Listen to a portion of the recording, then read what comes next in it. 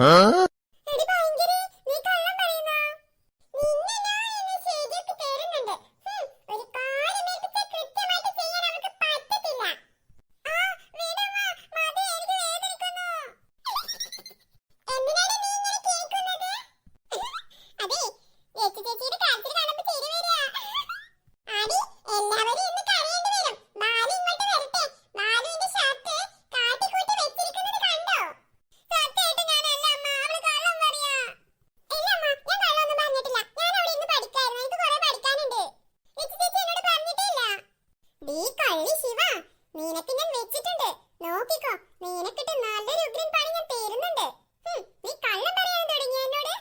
ദേ, ഇനി ഈ രണ്ടും കൂടി കിടന്ന് ഇവിടെ അടികൂടാൻ നിൽക്കണ്ട. കിട്ടും എന്റെ കയ്യിന്ന്. അല്ലെങ്കിൽ തന്നെ മനുഷ്യന് ഇവിടെ ഓഫീസിൽ പോകാൻ സമയം നേരം വൈകി. ഇനി നിങ്ങളുടെ തർക്കം കൂടി തീർക്കാനേ എനിക്കിവിടെ സമയമില്ല. ലച്ചു, മതി ഇനി അടികൂടിയത്. എനിക്ക് ഓഫീസിൽ പോകാൻ നേരമായി. അച്ഛന്റെ ആ ഷർട്ട് കൂടി കൊണ്ടുവന്ന് ഇസ്തിരിയിട്ട് കൊടുക്ക്. അമ്മേ, എനിക്ക് വാലവാടി പോകാൻ നേരം വൈകും. ഇപ്പൊ പോവാനായി. ലച്ചു, നീ ആ ഷർട്ട് ഇസ്തിരിയിട്ടേച്ച് പോയാ മതി. നീ ഒറ്റൊരുത്തി കാരണമാ എനിക്കിന്ന് നേരം വൈകിയത്. എന്താ അമ്മേ, അപ്പൊ എനിക്ക് നേരം വൈകൂലേ? അതൊന്നും എനിക്കറിയൂല. നീ അംഗനവാടി പോവേ പോവാതേക്ക് എന്താന്ന് വെച്ചാ ചെയ്തേക്ക്. പിന്നെ ഒരു കാര്യം കൂടി, ആ പാറക്കുട്ടി ഇനി ഉറങ്ങി എണീറ്റിട്ടില്ല. അവളെ ഉണർത്തി സ്കൂളിൽ പോകാൻ പെട്ടെന്ന് റെഡിയാക്ക്. അവൾക്ക് കഴിക്കാനുള്ള ഫുഡൊക്കെ കൊടുക്ക്. അതെല്ലാം നിന്റെ ജോലിയായിന്ന്. അമ്മ,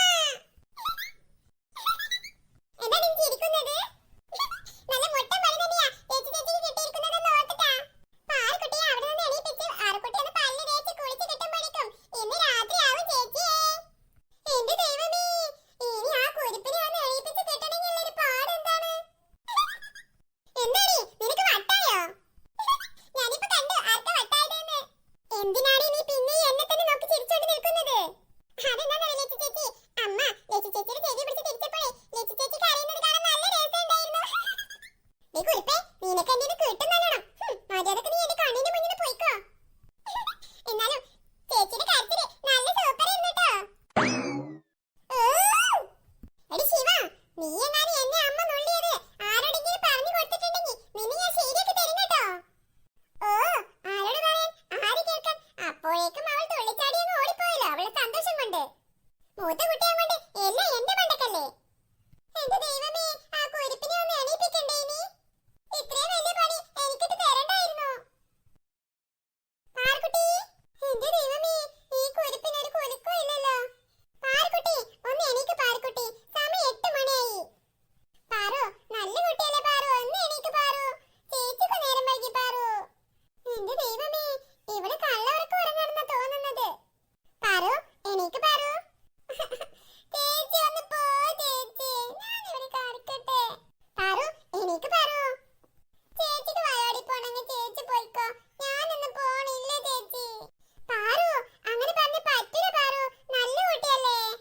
ഒന്ന് പോലെ ചേച്ചി, എനിക്ക് ദേഷ്യം വരുന്നുണ്ട്. ഉറങ്ങാൻ സമ്മതിക്കൂലെന്ന് പറഞ്ഞാലോ. അയ്യോ എന്റെ പാറു, ഒന്ന് എണീക്ക്, എനിക്ക് നേരം വൈകും പോകാനായിട്ട്. ഏയ് ചേച്ചിക്ക് നേരം വാങ്ങിയാ എനിക്ക് എന്താ, ഞാനിവിടെ കിടന്ന് ഉറങ്ങിക്കൊണ്ട്. എന്നെ ശല്യം ചെയ്യാതെ പോ. പാറു, ഇന്നേ ചേച്ചി ബാലവാടി വിട്ട് വരുമ്പോ